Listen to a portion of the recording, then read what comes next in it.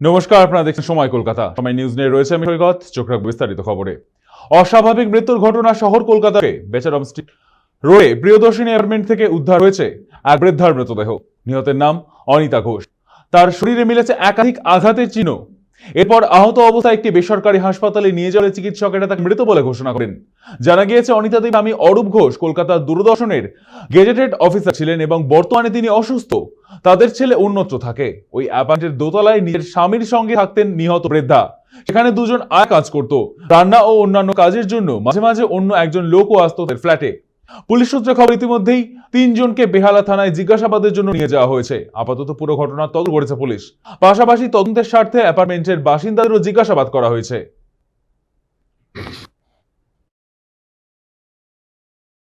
আমার শরীরে স্টাবিল হচ্ছে, কে করেছে তাও জানি না, কেন করেছে তাও জানি না। স্টাবিং হয়েছে, তাকে হসপিটালাইজড করা হয়েছে নারায়ণীতে। সেখানে ডিক্লেয়ার। এখানে কে কে থাকে? এখানে আমার শালা আর তার স্ত্রী। শালা? হ্যাঁ, শালার স্ত্রী। ওই যে আমার যে শালা, সে হলো কি ডিমেনশিয়ার পেশেন্ট।